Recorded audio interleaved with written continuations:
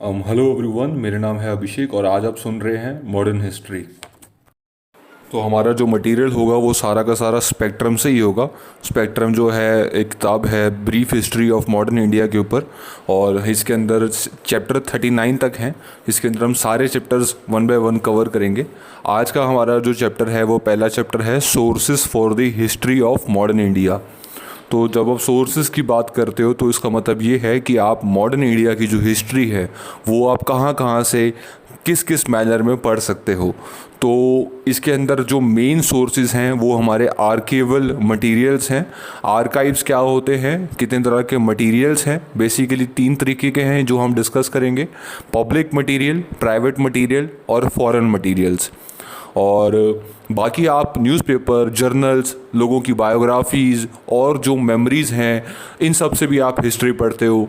और जो हमारे लिटरेचर हैं, जो पेंटिंग्स हैं, जो हमारे ट्रेडिशंस हैं, और बहुत सारी चीज़ें हैं जिससे आप हिस्ट्री पढ़ते हो। तो ये सब सोर्सेज हैं। ओरल एविडेंसेस क्या थे, लिटरेचर क्या थी हमारी, न्यूज़पेपर, जर्नल्स, प्रेसिडेंसीज़ के आर्काइव्स, ये सारा का सारा इस चैप्टर के अंदर हमारा कवर होगा। तो यार, जो हिस्टोरिकल मटेरियल जो हमारे पास अवेलेबल है ना, वो कई सारा अवेलेबल है। 18वीं सेंचुरी से लेकर 20वीं सेंचुरी तक तो बहुत ही ज़्यादा मटेरियल अवेलेबल है। लेकिन हम जो प्रायोरिटी देंगे वो देंगे हम आर्काइव्स को। अब आर्काइव्स क्या होते हैं? आर्काइव्स एक हिस्टोरिकल रिकॉर्ड्स और डॉक्यूमेंट्स का बेसिकली कलेक्शन होता है, ठीक है। और वो डॉक्यूमेंट्स कौन सी होती हैं? वो ज़्यादातर वो डॉक्यूमेंट्स होती हैं जो प्राइमरी सोर्स से ली जाती हैं। अब ये डॉक्यूमेंट्स क्यों क्रिएट करी जाती हैं? ये इसलिए क्रिएट करी जाती हैं ताकि ये हमारी जो एक्टिविटीज़ हैं उनका नेसेसरी पार्ट बन सके।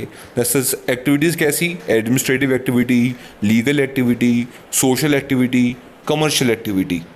आर्काइव्स का मतलब ये नहीं है कि आप जो है आप बना रहे हो और फॉर फ्यूचर जनरेशन को इन्फॉर्मेशन पास करने के लिए आपका मेन मकसद है। तो आपका जो पुराना कामकाज था, एडमिनिस्ट्रेटिव काम था, लीगल काम था, वो सब आपके रिकॉर्ड्स हैं, उसे हम आर्काइव्स कहते हैं। आर्काइव्स जो होते हैं ना, वो एक यूनिक या फिर एक ओरिजिनल डॉक्यूमेंट्स होती हैं जिनका बेसिकली मकसद ये नहीं होता कि फ्यूचर जनरेशन को इन्फॉर्मेशन दी जाए या फिर कॉन्शियसली लिखा जाए। तो ये सब है। अगर हम बात करते हैं आर्काइव्स के इम्पोर्टेंट पार्ट की जो हमारे मॉडर्न इंडिया से रिलेटेड है, तो वो हैं हमारे ऑफिशियल रिकॉर्ड्स, जो हमारे गवर्नमेंट एजेंसीज़ के पेपर्स हैं जो कई सारे लेवल पे मौजूद हैं। तो अगर हम बात करते हैं 1600 से लेकर 1857 तक की, तो जो रिकॉर्ड्स हैं वो हमारे कौन से रिकॉर्ड्स हैं? ईस्ट इंडिया कंपनी के रिकॉर्ड्स। और 1857 में जो ग्रेट इंडियन रिवॉल्ट हुआ था, जिसके बाद ईस्ट इंडिया कंपनी जो है डिसॉल्यूट हो गई थी और ब्रिटिश क्राउन आ गया था। तो ब्रिटिश क्राउन ने एडमिनिस्ट्रेशन संभाला और उनके पास हमारे ऑफिशियल रिकॉर्ड्स की कई सारी वॉल्यूम्स और कई सारी वैरायटी हैं, जिससे हमारे हिस्टोरियंस को हेल्प मिलती है ताकि वो stage by stage important developments को ट्रेस कर सकें। इससे हमें ये भी सहायता मिलती है, हमें मतलब हिस्टोरियंस को, ताकि वो जो उस टाइम पर जो डिसीजन मेकिंग का प्रोसेस होता था उसको वो फॉलो कर सकें। उनकी जो पॉलिसी मेकर्स थे तो उस टाइम पर उनकी साइकोलॉजी क्या थी उनको देख सकें, ठीक है। अब हम अगर बात करते हैं तो other European east India companies की, जैसे पोर्तुगीज़ हो गया, डच हो गई, फ्रेंच हो गई, इनके भी रिकॉर्ड्स हमारे पास हैं जो 17 से 18 सेंचुरी के अंदर कंस्ट्रू करते हैं।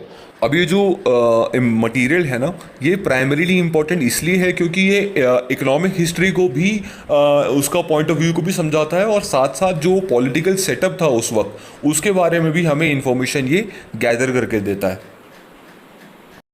साथ साथ अगर हम और देखें तो हमारे पास कंटेम्प्रेरी और सेमी कंटेम्प्रेरी वर्क्स भी अवेलेबल हैं, जैसे मेमोयर्स। मेमोयर मतलब जो लोगों की मेमोरीज़ हैं, बायोग्राफीज़, जो जब लोग ट्रैवल करते थे उनके जो एक्सपीरियंस हैं वो सब है हमारे पास, जो एक इंटरेस्टिंग एज वेल एज हमारे पास जो यूज़फुल ग्लिम्पसेस देते हैं किन सेंचुरीज़ की हिस्ट्री का, 18th सेंचुरी की हिस्ट्री का और ख़ासकर अर्ली 19th सेंचुरी की हिस्ट्री का, ठीक है।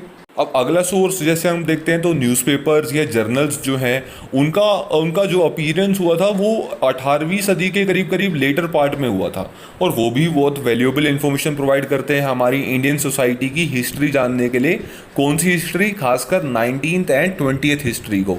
और अदर सोर्सेज जो हमारे पास आएंगे वो ओरल एविडेंसेस आ सकते हैं, क्रिएटिव लिटरेचर आ सकती है, पेंटिंग्स आ सकती हैं। तो ये हो गया हमारा सोर्सेज ऑफ मॉडर्न हिस्ट्री का एक छोटा सा इंट्रोडक्शन। जैसे कि मैंने आपको स्टार्टिंग में बताया था कि आर्काइव मटेरियल हमारे पास 3 तरीके के हैं, पब्लिक, प्राइवेट एंड फॉरेन।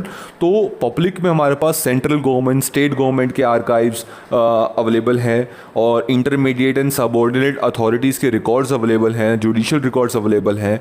बाकी हमारे पास प्राइवेट आर्काइव्स भी हैं, और जो फॉरेन के जो अवेलेबल सोर्सेज हैं हमारे पास, आर्काइवल सोर्सेज हैं, वो भी हमारे पास हैं, जो आज इस चैप्टर में हम डिस्कस करेंगे।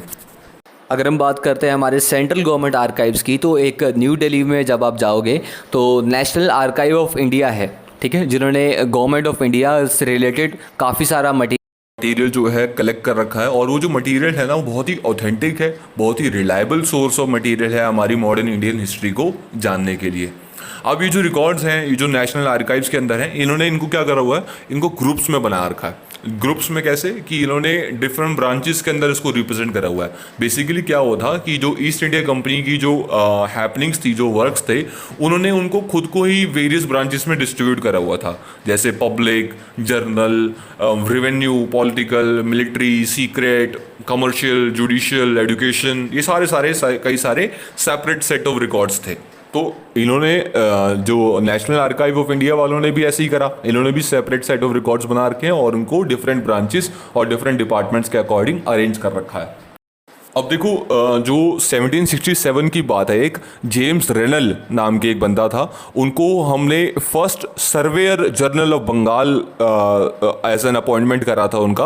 और उनका काम क्या था, उन्होंने क्या करा कि जो सर्वे निकाला इंडिया का, और उन्होंने जो अननोन रीजन्स है हमारी कंट्री के, उनका साइंटिफिकली मैप करा, मतलब कि अच्छा बेसिकली उन्होंने खोज करी, ये एक अननोन रीजन है, ये एक अननोन रीजन है, इससे बॉर्डरिंग लैंड कौन से हैं, इसका बॉर्डरिंग लैंड कौन सा है, तो वो सब उन्होंने खोज करी।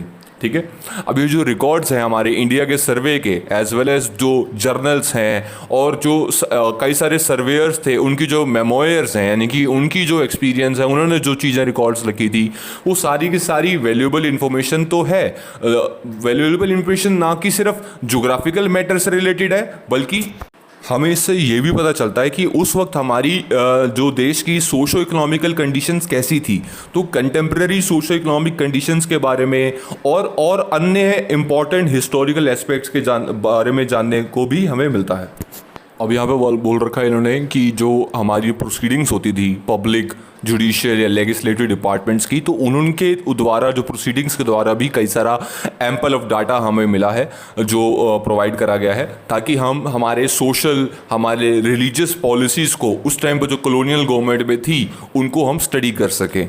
ठीक है, तो गवर्नमेंट की जो पॉलिसीज़ थी, सरकार की जो पॉलिसी थी हमारी एजुकेशन के ऊपर, और जो एजुकेशन सिस्टम का कैसे ग्रोथ हुआ था उन कॉलोनियल रूल्स के अकॉर्डिंग, वो सब हमारे एजुकेशनल रिकॉर्ड्स में मेंशन्ड है। कहाँ पर? सेंट्रल आर्काइव्स में। ठीक है, अब एक इनका डिपार्टमेंट था जिसका नाम था होम डिपार्टमेंट रिकॉर्ड्स। इसके अंदर क्या था कि जो हमारे नेशनलिस्ट मूवमेंट्स थी, जो हमारी पार्टियां बनी थी या इंडियन नेशनल कांग्रेस वगैरह वो सब बनी थी, तो उनके जो पेपर्स थे, जो जिससे हमारा नेशनलिस्ट मूवमेंट इमर्ज होकर आया था, वो सब बने पार्ट पब्लिक सीरीज़ का। पब्लिक सीरीज़ कहाँ पर थी? होम डिपार्टमेंट में थी। लेकिन क्या हुआ, 1907 में एक नया सीरीज ऑफ रिकॉर्ड आया जिसका नाम था होम पॉलिटिकल। इनका बेसिकली काम क्या था? इनका काम था कि जो हमारे पॉलिटिकल, जो हमारे कम्युनल इश्यूज थे, उनको एक्सक्लूसिवली डील करना। मतलब बेसिकली आपको होम पॉलिटिकल डिपार्टमेंट में सारी पॉलिटिकल और सारी कम्युनल इश्यूज से रिलेटेड आपको मटेरियल मिल जाएगा।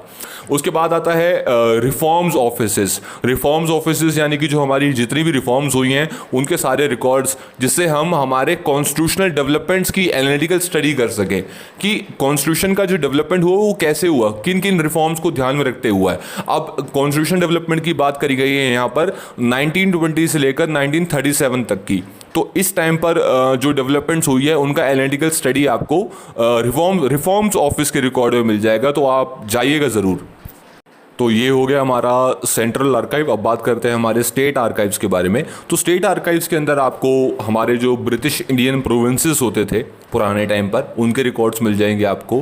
पुराने टाइम पे 1947 से पहले की जो प्रिंसली स्टेट्स थी उनके बारे में आपको जानकारी मिल जाएगी स्टेट आर्काइव्स के अंदर। और फॉरेन एडमिनिस्ट्रेशंस, जो कि ब्रिटिश को छोड़ के बाकी फॉरेन एडमिनिस्ट्रेशंस थी, उनके रिकॉर्ड्स भी आपको यहाँ पर मिल जाएंगे। इन सब चीज़ों को छोड़कर जो रिकॉर्ड्स जो इंडियन पावर्स के थे, जो इंडियन पावर्स के अंदर पावर्स थी इंडियंस के पास, जो ब्रिटिशर्स ने ले ली थी, जैसे एग्जांपल बात करते हैं हम लाहौर के किंगडम की, जिसको हम खालसा दरबार रिकॉर्ड्स कहते थे, 1800 से लेकर 1849, 1849, वो सब आपको यहाँ पर मिल जाएगा। आगे स्टेट आर्काइव्स में बात कर रखी है इन्होंने कि पुणे में ना एक एलिनेशन ऑफिस है, पुणे में एलिनेशन ऑफिस है जिसका नाम है पेशवा दफ्तर। वो पेशवा दफ्तर के अंदर आपको प्री ब्रिटिश के जो पब्लिक आर्काइव्स थे वो सब आपको वहाँ मिल जाएंगे। अब यही जो पेशवा दफ्तर है, इसके अंदर ना आपको ये इकलौता सिंगल सोर्स है जो आपको मराठाओं की हिस्ट्री के बारे में बताता है कि पेशवास का जब फॉल हुआ था उससे पहले की जो चीज़ें हैं कि उनका इतिहास कैसा था, वो सब आपको जानकारी पेशवा दफ्तर में मिलेगी। तो कभी आप पुणे जाए तो ज़रूर वहाँ पर जाइएगा। और अगर आपने राजस्थान की प्रिंसली स्टेट्स की हिस्ट्री पढ़नी है, जैसे जयपुर की, बीकानेर की, जोधपुर की, उदयपुर की, इन सब के जो आर्काइव्स हैं आपको राजस्थान स्टेट आर्काइव्स जो कि बीकानेर में है वहाँ पर आपको मिल जाएंगे और ये बहुत ही वैल्यूएबल है। ऐसे ही अगर आप डोगरा रूल, जो डोगरा का जब राज चला था 1846 में जम्मू कश्मीर में, तो उसका अगर आप वैल्यूएबल कलेक्शन पढ़ना चाहते हो तो आपको जम्मू में आपको मिल जाएगा वो। तो ऐसे ही अदर सिग्निफिकेंट आर्काइव्स हैं हमारे प्रिंसली स्टेट्स के जो कि हमें स्टेट आर्काइव्स में मिलते हैं। फॉर एग्ज़ाम्पल अगर हम बात करते हैं ग्वालियर की, इंदौर की, भोपाल की, रेवा की, तो इनके आपको मध्य प्रदेश में मिलेंगे।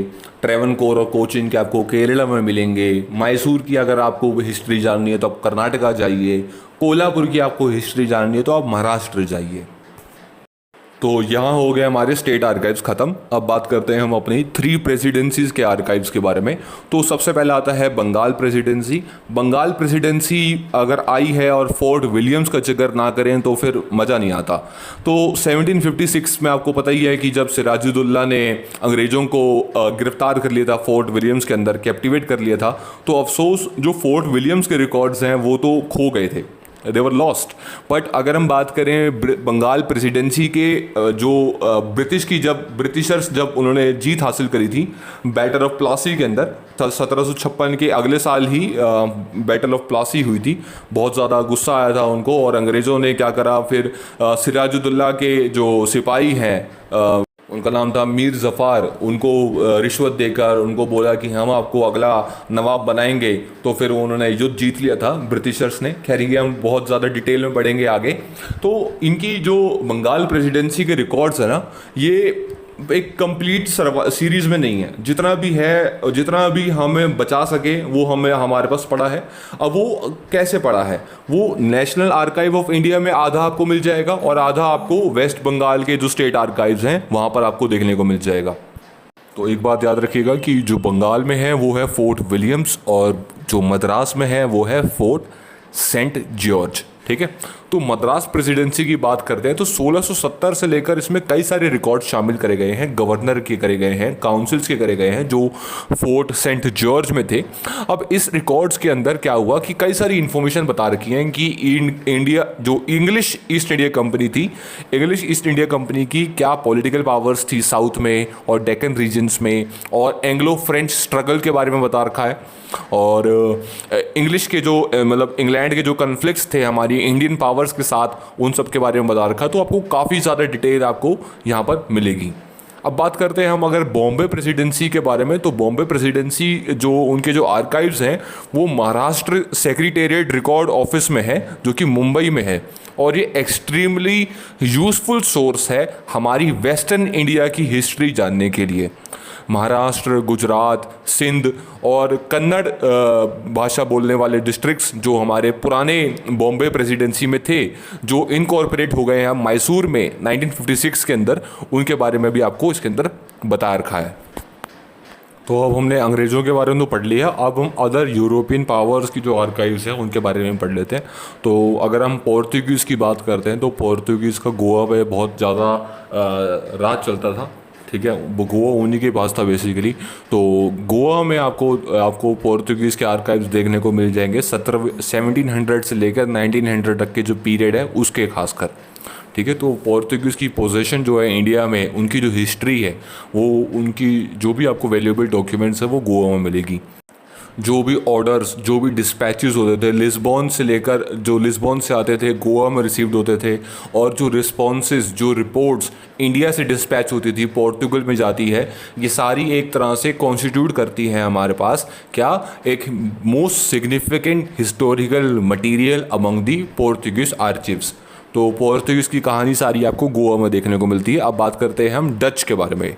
डच जो हैं हमारे, डच का जो रिकॉर्ड्स था वो सारा का सारा कोचिन और मालाबार का, वो आपको मद्रास रिकॉर्ड ऑफिस में मिलेगा। और एक चिंसुरा नाम की चीज़ होती थी, दो जो चिंसुरा के रिकॉर्ड्स थे वो आपको वेस्ट बंगाल के स्टेट आर्काइव्स में मिल जाएगा। तो यूरोपियन कंट्रीज़ में देखें तो हमने पोर्तुगीज़ देख लिया, डच देख लिया, अब दो और बचते हैं, वो हैं फ्रेंच और डैनिश। तो फ्रेंच, डैनिश, डच और पोर्तुगीज़, ये चार यूरोपियन कंट्रीज़ से आए हमारे ट्रेडर्स हैं, जिसमें पोर्तुगीज़ का सबसे ज़्यादा पावरफुल रोल था क्योंकि ये लोग पहले से ही यहाँ पर थे। ठीक है, तो अब फ्रेंच की बात करें तो फ्रेंच के जो आर्काइव्स थे वो चंदर नागौर और पौंडीचेरी में थे। पौंडीचेरी जो है पुडुचेरी बन गया है। इनकी जो आर्काइव्स हैं ये लोग अपने साथ ले गए थे जब इनका सेटलमेंट्स का रिलिंक्विशमेंट हुआ था। जब ये लोग जाने लगे तो उन्होंने अपनी सारी आर्काइव्स को भी साथ ले गए कि हम अपनी यादें साथ लेके जाते हैं। अब बात करते हैं हम डच की। तो डच ने क्या करा, डच के यहाँ जो डच के अंदर दो जगह थी, ट्रांगनबार और सिरमपोर, इन्होंने अपनी ये जो दोनों जगह हैं ये इंग्लिश ईस्ट इंडिया कंपनी को 1845 में सोल्ड कर दी, जिसकी वजह से इनके जो पोजेशन के जो आर्काइव्स हैं वो कोपेनहेगन में ट्रांसफ़र कर दिए गए। लेकिन जो डैनिश रिकॉर्ड्स थे बेसिकली ट्रांकनबार से रिलेटेड 1777 से लेकर 1845 तक, उनको मद्रास रिकॉर्ड ऑफिस में जगह मिल गई। अब बात करते हैं हम अपने जुडिशल रिकॉर्ड्स के बारे में। तो जो जुडिशल रिकॉर्ड्स के आर्काइव्स हैं उसमें सबसे पुराना जो आर्काइव था वो था मेयर कोड का archive. Basically saint George fort में था ये, और इसके जो आर्काइव्स हैं वो 1689 से हैं। सबसे पुराना यही जुडिशल आर्काइव है और ये आपको मिलेगा मद्रास रिकॉर्ड ऑफिस में। फोर्ट विलियम्स की बात करें तो मैंने को बताया ही है कि प्लासी से पहले का जो रिकॉर्ड था वो तो भाई खो गया, लेकिन प्लासी के बाद का जो रिकॉर्ड है, प्लासी मतलब जो बैटल ऑफ प्लासी हुई थी उसके बाद का जो रिकॉर्ड है वो 1757 से लेकर 1773 का, वो आपको कलकत्ता हाई कोर्ट के कमरों में मिल जाएगा। ठीक है, और अलॉन्ग विद जो सुप्रीम कोर्ट ऑफ बंगाल था 1774 से लेकर 1861 तक का जो रिकॉर्ड्स हैं उनके आर्काइव्स हैं वो भी आपको वहीं पर मिलेंगे। ठीक है, अब अगर हम बात करें तो मेयर कोड बॉम्बे में भी इस्टेब्लिश हुआ था 1728 में, तो जिसके आर्काइव्स जो हैं, जिनके जो रिकॉर्ड्स हैं वो आपको महाराष्ट्र सेक्रेटेरिएट रिकॉर्ड ऑफिस यानी कि जो बॉम्बे में है, मुंबई में है, वहाँ पर आपको मिल जाएंगे। ठीक है, अभी जो जुडिशल रिकॉर्ड्स जो मैंने आपको बताए हैं ये सारे के सारे आपको वसीयत के तौर पे, प्रमाण पत्रों में, एडमिनिस्ट्रेशन के लेटर्स में, इन सब की कॉपीज़ में आपको देखने को मिल सकते हैं। ठीक है, तो ये क्यों यूज़फुल हैं, जुडिशल रिकॉर्ड्स का क्यों यूज़फुल है, ताकि जो हमारी जीनियोलॉजिकल स्टडीज़ थी, जो हमारा जो देश का वंश जो है वो कैसे आगे बढ़ा, इनकी खोज कैसे हुई, वो सब आपको इन्वेस्टिगेट करने में आपको हेल्प मिलेगी उससे। और हमारी सोसाइटी की स्टेट क्या थी, मतलब क्या स्टेट ऑफ सोसाइटी थी हमारी, क्या इकोनॉमिक कंडीशन थी हमारी उन रिस्पेक्टिव रीजन्स के अंदर, वो सब हमें देखने को मिलेगा। तो अगला आता है हमारे पास पब्लिश आर्काइव्स। तो पब्लिश आर्काइव्स में जो सबसे इकलौता सिग्निफिकेंट आर्किएबल पब्लिकेशन है वो हमारे हैं पार्लियामेंट्री पेपर्स, जो ज़्यादा नहीं बचे, कुछ ही बचे थे। ठीक है, तो ये किस चीज़ के थे, ये हमारी ईस्ट इंडिया कंपनी के रिकॉर्ड्स के थे, जो गवर्नमेंट ऑफ इंडिया थी, जो ब्रिटिश राज के अंदर थी उस टाइम पर, उनके रिकॉर्ड्स थे। इसके अंदर पार्लियामेंट्री सेलेक्ट कमिटीज़ की रिपोर्ट्स थी, रॉयल कमीशंस की रिपोर्ट्स थी, जो स्पेसिफाइड सब्जेक्ट्स के ऊपर बनाई गई थी, जैसे एजुकेशन हो गया, सिविल रिफॉर्म्स हो गए, और भूखमरी हो गई, फमाइन जिसे हम कहते हैं, और पार्लियामेंट्री डिबेट्स भी थी इसके ऊपर कि इंडियन एम्पायर जो है इंडिस्पेंसिबल है या है कि नहीं है, इंडिया का बंटवारा होगा या नहीं होगा, ये सब। ठीक है, और इंडियन और प्रोविंशियल लेजिस्लेचर की जो प्रोसीडिंग्स थी इसके बारे में बताया गया था। इसके अंदर जो वीकली गेजेटेड पेपर्स होते थे जो पब्लिश होते थे सेंट्रल और प्रोविंशियल गवर्नमेंट के द्वारा, वो सब होता था। और जितने भी लॉज, जितने भी रेगुलेशंस इशू हुए हैं, कलेक्ट हुए हैं टाइम टू टाइम, ये सब इसके अंदर आपको देखने को मिलेगा। और ये सब जो था ये एक यूज़फुल सोर्स ऑफ मटीरियल था हिस्टोरिकल रिसर्च के लिए। अब बात करते हैं हम अपनी प्राइवेट आर्काइव्स के बारे में। तो प्राइवेट आर्काइव जो है वो गवर्नमेंट का उसमें कोई रोल नहीं होता, वो सब इंडिविजुअल्स के होते हैं, फैमिलीज़ के होते हैं। उन फैमिलीज़ के, उन इंडिविजुअल्स के पेपर्स और डॉक्यूमेंट्स वो प्राइवेट आर्काइव्स में है। किन इंडिविजुअल्स और किन फैमिलीज़ के, जिनका सिग्निफिकेंट रोल रहा है मॉडर्न इंडिया की डेवलपमेंट में। तो एमिनेंट लीडर्स हो गए जो नेशनलिस्ट मूवमेंट के थे, और जो ऑर्गेनाइजेशन थी इंडियन नेशनल कांग्रेस, ये सब जो है इनकी जो रिकॉर्ड्स हैं ये आपको कहाँ मिलेंगे? ये आपको नेहरू मेमोरियल म्यूज़ियम में मिलेंगे और लाइब्रेरी में मिलेंगे नई दिल्ली में। इनके जो आर्काइव्स हैं बैंक्स के, बिजनेस हाउसेस के, चैम्बर्स ऑफ कॉमर्स के, वो आपको एक्सट्रीमली हेल्पफुल होंगे ताकि आप जो इकोनॉमिक चेंजेस हुए हैं हमारे भारत में उनके बारे में आप जान सको। अब अगर हम फॉरेन रिपोजिटरीज़ की बात करें तो बहुत ही ज़्यादा हिस्टोरिकल मटेरियल जो है, हम जो हमारी मॉडर्न इंडिया की हिस्ट्री से रिलेटेड था वो सब जमा है उन जगहों पर जिन्होंने हमारे पर राज करा है। बेसिकली जो हमारे पर राज करके गए हैं उन्होंने अपनी रिपोजिटरीज़ में उन्होंने वहाँ पर अपना हमारा मटेरियल जमा कर रखा है। मतलब जैसे इंग्लैंड ने अलग अलग कंट्रीज़ में राज करा है तो जहाँ से जो वो उठा सके वो उन्होंने उठा लिया। ऐसे ही बहुत सारी कंट्रीज़ ने हमारे साथ हमारा कुछ ना कुछ वो लेके गए हैं। इंग्लैंड की बात करें तो इंडिया ऑफिस रिकॉर्ड्स नाम की जगह है लंदन में। वहाँ पर आपको ब्रिटिश म्यूज़ियम के अंदर बहुत सारी चीज़ें जो हैं वहाँ आपको मिलेंगी जो कि बहुत वैल्यूएबल हैं। इंडिया ऑफिस रिकॉर्ड आपको कई सारी इंपॉर्टेंट डॉक्यूमेंट्स देता है, ठीक है। जैसे अगर हम बात करते हैं जो कोर्ट ऑफ डायरेक्टर्स थे उन्होंने क्या करा, और जनरल कोर्ट जो ईस्ट इंडिया कंपनी के थे वो सब, और जो वेरियस कमेटी जो टाइम टू टाइम बनी थी, और जो बोर्ड ऑफ कंट्रोल या बोर्ड ऑफ कमिश्नर्स के द्वारा जो अफेयर्स होते थे भारत में वो कैसे थे, जो स्टेट के सेक्रेटरी जो थे, और इंडिया के जो इंडिया के जो काउंसिल थे, स्टेट के जो सेक्रेटरी थे, उनके रिकॉर्ड्स भी आपको वहाँ मिल जाएंगे। तो ब्रिटिश म्यूज़ियम जो है वहाँ पर आपको ब्रिटिश वाइसरॉयस के पेपर्स, स्टेट्स के सेक्रेटरीज के पेपर्स, और अदर जो हाई रैंक्ड सिविल और मिलिट्री ऑफिशियल्स थे उनके आपको जो पेपर्स हैं इंपॉर्टेंट वो आपको वहाँ पर मिल जाएंगे।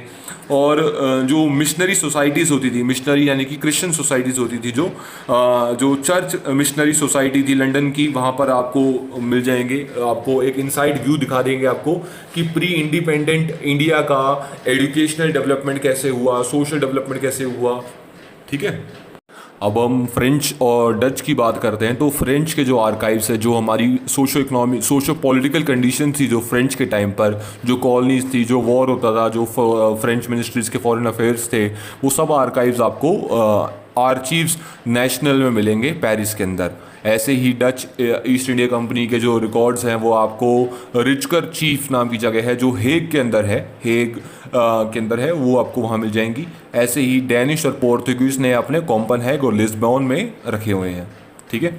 अब यूरोपियन नेशंस की बात को छोड़ के अगर हम बात करें तो कुछ आर्काइव्स पाकिस्तान में भी प्रेजेंट है जो बहुत इंपॉर्टेंट है, ठीक है। तो वेस्ट पाकिस्तान रिकॉर्ड ऑफिस जो लाहौर में है, लाहौर में है, और एक रिकॉर्ड ऑफिस पेशावर में है, और उसमें कई सारे रिकॉर्ड्स हैं जो कि सिंध से रिलेटेड हैं, जो इन्फॉर्मेशन देता है, जो हमारी रीजनल हिस्ट्री के बारे में बताते हैं कि इंडियन सब कॉन्टिनेंट की हिस्ट्री क्या थी, बिसाइड जब इंडिया के रिलेशंस क्या थे अफगानिस्तान के साथ, ईरान के साथ, और कॉलोनियल एरिया में नेबरिंग कंट्रीज़ और कौन कौन सी थी, उनके रिलेशंस क्या क्या थे, वो आपको रीजनल हिस्ट्री जो है पाकिस्तान में आपको देखने को मिलेगी। अब अगला आता है हमारे पास बायोग्राफीज़, मेमोयर्स और ट्रैवल अकाउंट्स का टॉपिक। इसके अंदर क्या है कि कई सारे ट्रेवलर्स, कई सारे ट्रेडर्स, कई सारे मिशनरीज़ और कई सारे सिविल सर्वेंट्स जो हैं भारत आए, इन्होंने अपना एक्सपीरियंस शेयर करा है हमारे साथ, और वो एक्सपीरियंस भी एक तरह से आर्काइव है मॉडर्न हिस्ट्री को समझने के लिए। अब इनमें से जो सबसे ज़्यादा इंपॉर्टेंट ग्रुप है वो है मिशनरीज़ के राइटर्स का, जो अपनी क्रिश्चियनिटी को बढ़ावा देने के लिए उनको सोसाइटीज़ को इंकरेज करते थे कि ज़्यादा से ज़्यादा क्रिश्चियंस का यहाँ पर आगरण हो, और उन्होंने वहाँ पर लिखा है। इस केस में जो इस जॉनरे के अंदर जो सबसे ज़्यादा इंपॉर्टेंट है वो है बिशॉप हैबर, उनका जर्नल है, और एक एबे डिबॉइस नाम के बंदे हैं, ABBE स्पेस DUBOIS, इनका हिंदूज मैनर्स एंड कस्टम्स के ऊपर इन्होंने लेख लिखा हुआ है, जो कि एक यूज़फुल इन्फॉर्मेशन देता है ताकि हम अपने सोशो इकोनॉमिक लाइफ जो है हमारी इंडिया की, और जब इंडियन पावर्स का डिक्लाइन हो रहा था और ब्रिटिश पावर्स का राइज हो रहा था उस टाइम पर कैसी थी वो जानने को मिल जाए। अब कुछ फेमस ब्रिटिश ट्रैवलर्स की बात करें तो जिन्होंने ट्रैवल अकाउंट्स लिखे हैं, जैसे जॉर्ज फॉस्टर हैं, बेंजामिन हेइन है, जेम्स बर्नेस हैं। जेम्स बर्नेस ने एक नरेटिव लिखा था, narrative of a visit to the court of Sindh, basically सिंधे लिखा हुआ है इन्होंने, सिंध है। अलेक्जेंडर बर्नेस ने ट्रैवल इनटू बुखारा जो है, बहुत सारे नाम हैं इनके, तो ये है सब, आप एक बार नज़र मार लीजिएगा। तो जितने भी ट्रैवल अकाउंट्स हैं ना, ये बहुत ही रिलायबल सोर्सेज हैं जिससे हम अपनी मॉडर्न इंडिया की हिस्ट्री जान सकें, और ये इंडिस्पेंसिबल हैं, ठीक है। और ये एक तरह से ऑफिशियल पेपर्स को सप्लीमेंट करते हैं, ठीक है। अगला टॉपिक आता है हमारे पास न्यूज़पेपर एंड जर्नल्स का। न्यूज़पेपर्स और जर्नल्स की शुरुआत जो होती है वो 19वीं और 20वीं सदी में होती है, ठीक है। पहले इंग्लिश लैंग्वेज में आता है न्यूज़पेपर, फिर कई सारी वर्नैकुलर लैंग्वेजेस में आता है, जैसे हिंदी, उर्दू, पंजाबी, अलग अलग लैंग्वेजेस में, ठीक है। तो ये एक इम्पॉर्टेंट और एक authentic source of information provide करता है, जिससे हम मॉडर्न इंडिया की हिस्ट्री का ढांचा जो है ढंग से कंस्ट्रक्ट कर सकें। अब आपको बता दूं कि जो पहला अटैम्प्ट हुआ था न्यूज़पेपर को पब्लिश करने का, वो कुछ नाराज़ एम्प्लॉयज़ थे जो चाहते थे कि जो ईस्ट इंडिया कंपनी है, इंग्लिश ईस्ट इंडिया कंपनी है, उनकी जो प्राइवेट ट्रेड्स हो रही हैं उसमें जो मैल प्रैक्टिसेस हैं उनका वो एक्सपोजर कर सकें, ठीक है। अब 1776 की बात है, तो विलियम बोल्ट्स नाम का एक बंदा होता है, उसको बोर्ड ऑफ डायरेक्टर्स जो है निकाल देती है कंपनी से, बोलती है कि तुम प्राइवेट ट्रेडिंग कर रहे हो, जाओ निकलो। काफ़ी निंदा भी करी जाती है उसकी। तो वो अपनी इंटेंशन अनाउंस करता है कि मैं अखबार पब्लिश करूँगा। तो अखबार जो है वो पब्लिश करने की कोशिश करता ही है, बट ऑफिशियल्स जो है वो इतने स्ट्रांग होते हैं कि उसका प्लान जो है पहले ही मटेरियलाइज होने से पहले ही ख़त्म हो जाता है। फिर 1780 में जेम्स अगस्टस ने अपना फर्स्ट न्यूज़पेपर पब्लिश करा था, हिक्की प्रेस थी इनकी, जिसका नाम था उस न्यूज़पेपर का बंगाल गेजेट या फिर कलकत्ता जर्नल एडवर्टाइज़र, इसके नाम से था वो। हिक्कीस की प्रेस जो है वो 2 साल में ही बंद कर दी गई, क्योंकि वो गवर्नमेंट ऑफिशियल्स को काफ़ी ज़्यादा क्रिटिसाइज़ करते थे।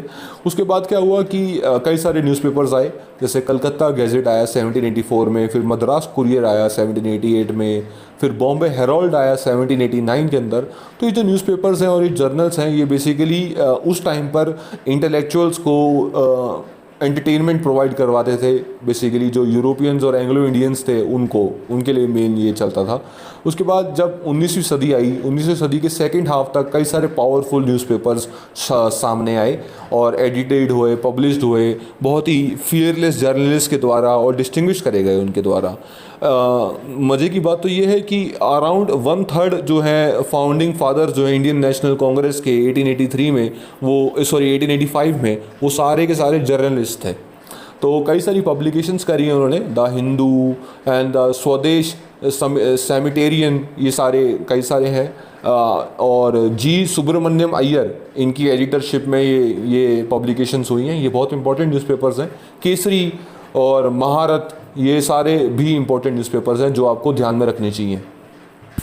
तो केसरी और महारत का जो न्यूज़पेपर था वो बाल गंगाधर तिलक के द्वारा आया था, और जो हिंदू और स्वदेश सेमिटेरियन वो था जी सुब्रमण्यम अय्यर के द्वारा। ये क्वेश्चन आ सकता है कभी कभार आपसे, तो ये याद रखना। केसरी तो खासकर याद रखना। तो अकबर आम और द ट्रिब्यून, ये याद रखिएगा, ये पंजाब से थे, ये आपको शायद पूछा जाए। तो न्यूज़पेपर जो है वो जितने भी कॉलोनियल इंडिया के में जो भी घटनाएं हुई हैं 1870 के बाद, उनके सारे एस्पेक्ट्स उन्होंने कवर करे। 1920 के बाद न्यूज़पेपर का आज़ादी की स्ट्रगल में काफ़ी ज़्यादा योगदान रहा है। मेजर इवेंट्स में देखने को इनकी इम्पोर्टेंस मिली है। न्यूज़पेपर अगर हम देखें तो उस टाइम पर हम ये नहीं कह सकते कि ये अनप्रेजुडाइज्ड हैं, ये बिल्कुल ही एकदम सच बोलते हैं और कम्प्लीटली ऑब्जेक्टिव हैं। नहीं, ये यहाँ पर भी यहाँ पक्षपात होता था जैसे अब होता है। तो अगर हम बात करें न्यूज़पेपर के जो लंदन के जो है न्यूज़पेपर्स थे जो वहाँ लंदन में होते थे, वो प्रो ब्रिटिश होते थे, और जो इंडिया के नेशनलिस्ट पेपर होते थे वो एंटी ब्रिटिश होते थे। तो दोनों में फ़र्क होता था। ये सब पक्षपात चलता था न्यूज़पेपर्स के अकॉर्डिंग भी, बट फिर भी ये एक इम्पॉर्टेंट सोर्स रहा है हमारी मॉडर्न इंडिया की हिस्ट्री को जानने के लिए। अब आता है ओरल एविडेंसेस। ओरल एविडेंसेस हैं जो हमारे बुजुर्गों की बातें हैं, जो पर्सनल एक्सपीरियंस है लोगों ने, जो नॉन रिटन सोर्सेज हैं। ओरल सोर्सेज जो है हिस्टोरियंस को एक अपनी बाउंड्रीज़ को ब्रॉड करने में हेल्प करते हैं, अपने जो उनका जो सब्जेक्ट है उनको ज़्यादा अंडरस्टैंड करने में, उनकी जो फाइंडिंग्स है उस साथ में कोरोबरेट करने के लिए हेल्प करते हैं बाकी अदर सोर्सेज ऑफ हिस्ट्री के साथ। तो कई सारे हिस्टोरियंस जो हैं वो हमेशा से ओरल हिस्ट्री के स्केप्टिकल रहे हैं, उन्होंने ओरली अपनी चीज़ें बताई हैं, हालांकि इनके कोई रिटन सोर्सेज नहीं रहे।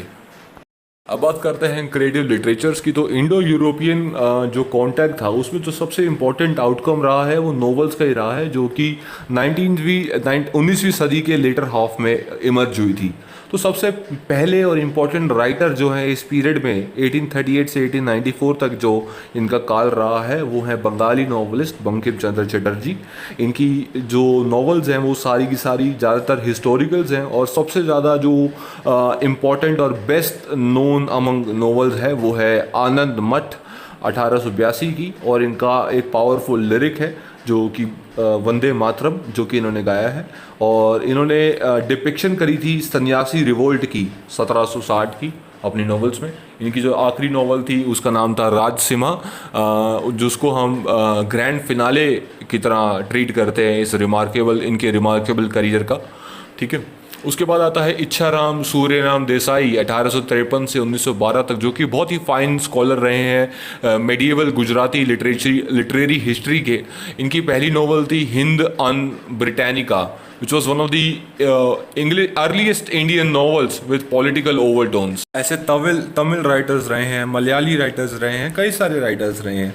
तो इन राइटर्स की, हालांकि इनके जो एजुकेशनल बैकग्राउंड्स थे वो बहुत डिफरेंट थे, इनका जो सोशल आउटलुक था, समाज को देखने का नज़रिया था, वो अलग अलग था।